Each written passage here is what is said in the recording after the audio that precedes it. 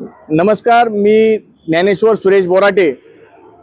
सर्वात प्रथम माझ्या सर्व मतदार राजांना मी नवीन वर्षाच्या हार्दिक हार्दिक शुभेच्छा देतो आणि येणाऱ्या ह्या पिंपरी महानगरपालिकेच्या निवडणुकीमध्ये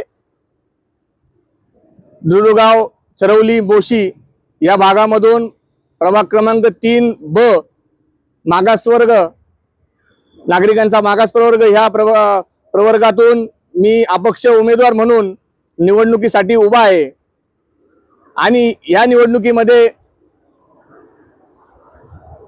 माझ्या समता विकास सामाजिक संघटना या संघटनेच्या माध्यमातून मी गेल्या अनेक वर्षापासून काम करत आहे हे आपल्या सर्व नागरिकांना माहिती आहे।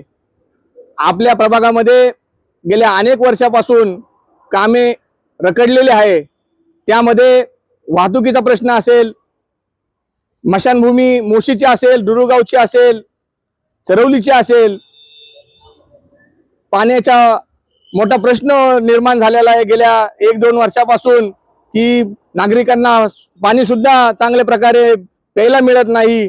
लाईटीची समस्या असेल, अशा अनेक समस्या ह्या मोशी प्रभागामध्ये आहे आणि ह्याकडे इथला प्रस्थापित वर्ग, ह्याच्या आधी निवडून आलेले जे नगरसेवक असेल, यांनी ह्या सगळ्या प्रश्नांकडे, या मूलभूत प्रश्नांकडे दुर्लक्ष केलेलं दिसत आहे आणि ह्या सगळ्या कामाचा अजेंडा घेऊन आम्ही ही निवडणूक लढवत आहोत। निवडणुकीला समोर जात असताना नेमकं तुमचं काम काय, जनतेने तुम्हाला निवडून द्यावं?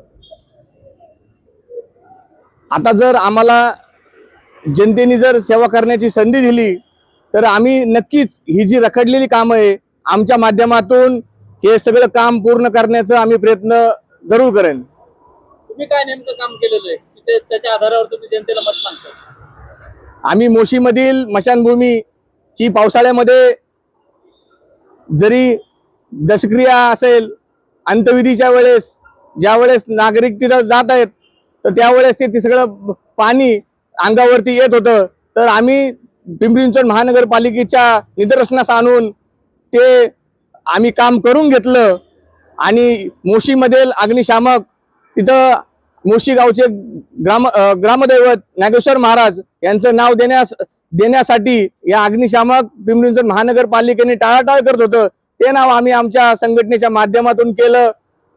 रस्त्यावरती पुन्हा नाशिक हायवेवरती अनेक खड्डे होते, ते खड्डे बुजवण्याचं काम आम्ही केलेलं आहे। अशा अनेक समस्या असेल, अशा आम्ही संघटनेच्या वतीनं आणि माझ्या वतीनं मी काम करण्याचा प्रयत्न केलाय की आता जर मला जनतेने जर संधी दिली तर ही सगळी उर्वरित कामं मी प्रयत्न करून पूर्ण करणार। प्रभाग क्रमांक 3 मधनं बलाढ्य शक्तिशाली उमेदवार आपल्या समोर असणार आहे आणि आपण अपक्ष असणार आहे, काही आव्हानं तुम्हाला समोर येतात?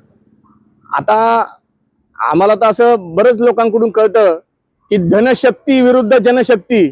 आमच्याकडे जरी पैसा नसला तरी आमच्याकडे छत्रपती शिवाजी महाराज, महात्मा फुले, डॉक्टर बाबासाहेब आंबेडकर, लोकशाहीर अण्णाभाऊ साठे या सर्व महापुरुषांची विचारधारेने आणि त्यांच्या विचारधारेला प्रेरित होऊन आम्ही ह्या धनदांडग्यांना आमच्या अपक्ष जे चिन्ह भेटेल आम्हाला त्या चिन्हाच्या माध्यमातून जनतेपर्यंत जनतेला आम्ही विनंती करून जनतेपर्यंत पोहोचून आम्ही आमचे काम चालू ठेवणार आहे आणि आम्ही जनतेकडे आम्ही मत मागणार आहे। एकंदरीत आपण निवडणुकीला समोर जात असताना प्रभाग क्रमांक 3च्या जनतेला काय आव्हान करणार मतदारांना?